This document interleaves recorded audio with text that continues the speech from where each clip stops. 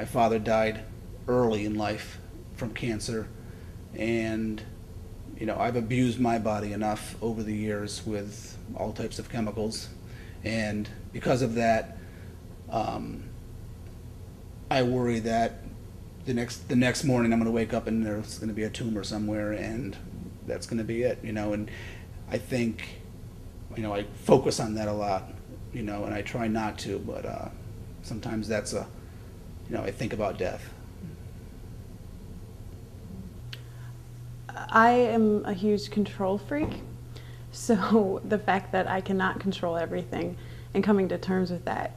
I actually have an anxiety disorder, and it got really bad when I was in college because there were so many things that I realized I had no control over, and I'm still struggling with that, even though I know that God is in control and I need to trust Him. Like, it's so hard. I think I try to be a natural people pleaser. And that what goes along with that can be when you don't please people, it's a personal anxiety. You're not doing it right, or it's never enough.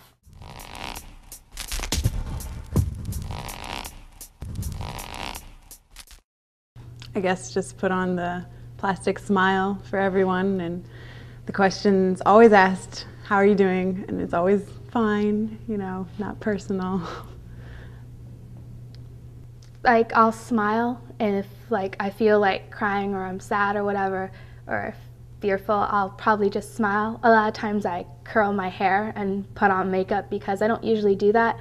And so I think, well, if people see me looking all put together, then they won't think anything's wrong. So that's usually what I do.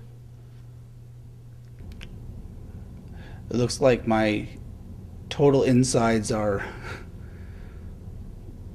going back and forth, and it's like there's 1,000 fish swimming inside my gut, and I feel that I have to be on for that moment because I just don't want to deal with that moment. I don't want to actually communicate to those that even love me that are around me.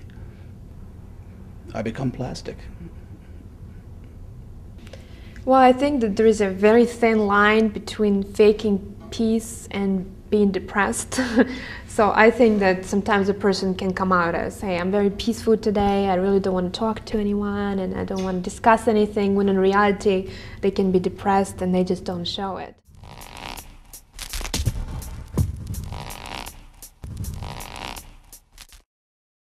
Me and my mother,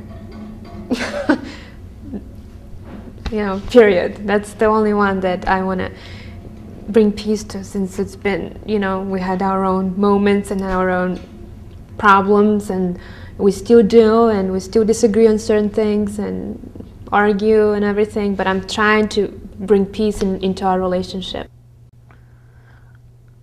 Probably my mom and I, because mothers and daughters don't always see eye to eye. And I think in the aftermath, I've responded really poorly. I think I haven't respected her, and it's one of those things that her comments, and then I play off of it, and I would say something that I'm not very proud of, and it just goes back and forth, and you kind of try and outwit the other person to make them understand, when that's not really how it goes. With my mother, we don't talk anymore. She is extremely manipulative and makes me feel like I'm always wrong and not allowed to think the way I think and not allowed to feel the way I feel. And I can't stand that kind of manipulation, but at the same time, she's my mom, and I would really like to have a relationship with her. My father, but I can't. I think that from his perspective, with the way he did his life, his job, and all those things, I think the way he responded to me during my troubled times as a teenager and as a young man. And even though we were able to heal a lot of different things before he died, I just didn't get to go to the places I wanted to with him.